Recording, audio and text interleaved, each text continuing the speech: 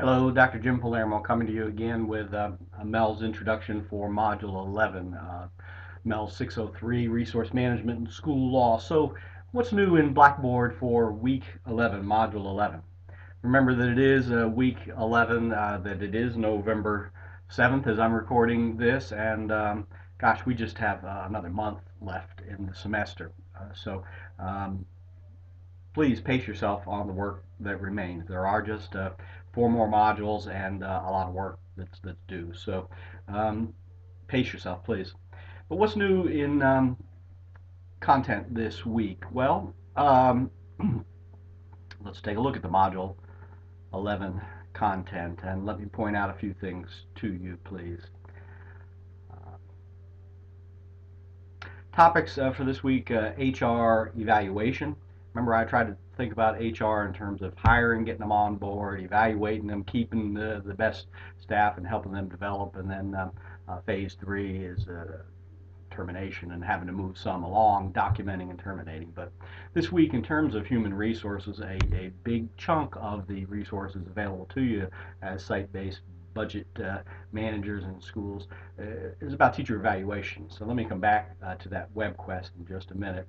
Let me point out this chapter to you. In addition to the readings that I've asked you to look at for this week, this is a chapter of a book that I contributed a while back. It hasn't gone anywhere or made me millions, but I think it's a pretty good summary of what site-based managers need to know. That is, principals and folks managing budgets in schools need to know about accounting, reporting, and auditing.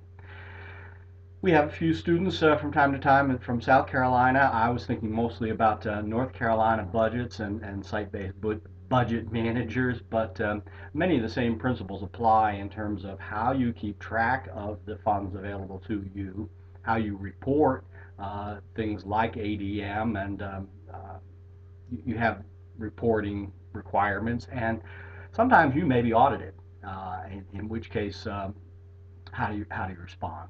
So just a few pages here summarizing some of the main ideas. Please read over this in addition to the text readings. And again, this is something that I wrote. I do not have an assignment attached to this reading, but skim over it, and I would suggest that you look at the big ideas that are at the back, at the bottom, and ask yourself some questions too about how things are handled at your school.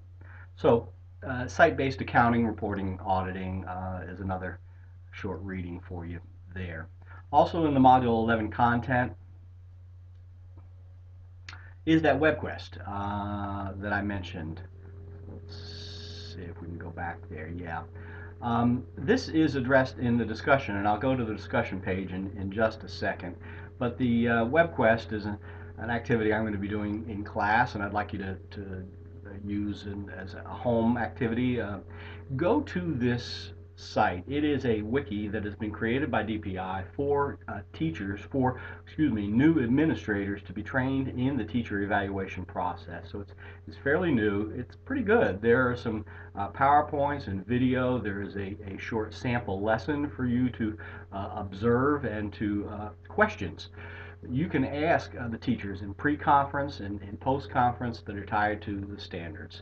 Of course, the basis for the North Carolina teacher evaluation instrument are the North Carolina standards for excellent teaching, and check that out, please.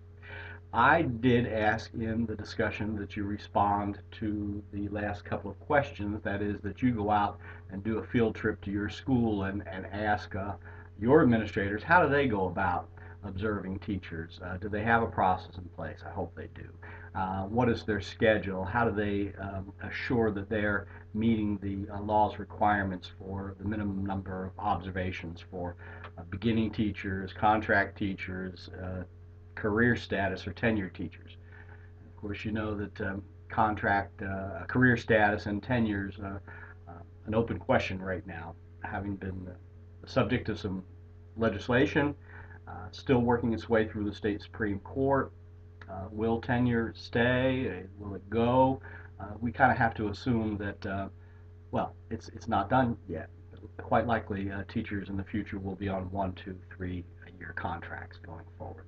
still going to require evaluation. So that is some of the content in Module 11. There is also a PowerPoint that's more closely tied to the text, and check it out. Good stuff there. I've loaded that school budgeting PowerPoint a couple different places. In the discussion board, again, 2 discussions for this week that are loaded and open now. Come on, Blackboard. I know that some of you are experiencing difficulties with Blackboard from time to time. It is usually fairly responsible, and I guess that's a good reason not to leave things to the last minute if at all possible.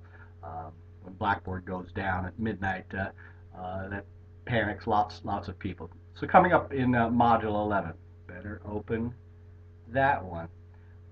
Some interesting stuff here for Module 11 discussions.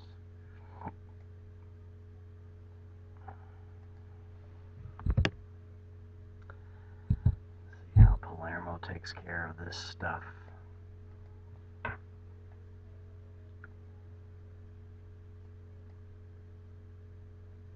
Okay. By the time you get this, these 2 discussions will be open for you in Module 11. Student rights is pulled straight from the headlines. Is it ever appropriate for a teacher and a student to engage in a love affair? I could tell you the answer, but investigate that, and then know that in addition to being a point to ponder that is tied to legal issues in your text, this stuff happens all the time, and it's in the newspaper. If you subscribe to newspapers in North Carolina, you can find a recent article about this. So, Module 11, student rights. Well, it's filed here as a Title IX violation, and then a teacher evaluation. And again, after you do the web quest, please do interview an administrator at your school and post questions, answers to questions 7 and 8 in the discussion. Compare and contrast what's happening at your school to best practice. So that is the discussion. You've seen the content. The other big deal for me this week is to point out to you that we are in week 11 and that your OMA is going to be due next week. So OMA, Artifact 4, A, B, C, and D due Sunday at midnight, Sunday, November 16th. So please submit that in Blackboard. I'd like you to submit it as 4 separate Word documents. You can put it in all as one, but you're going to have to separate them when you put them into task streams, so that would be my suggestion. 4 different Word documents submitted there. Please do keep up with that stuff because SciAp D&E will follow soon along, and again, we just have 4 or 5 weeks left in the semester. I think that's about it for this week. Human resources evaluation, school resources and finances, accounting, reporting, and auditing, and get those OMAs in. I hope you have a nice Veterans Day. I hope that might give you an opportunity to catch up on some work, and best of luck with your graduate work. Please call or write if there's something that I can do to help you. And have a great week.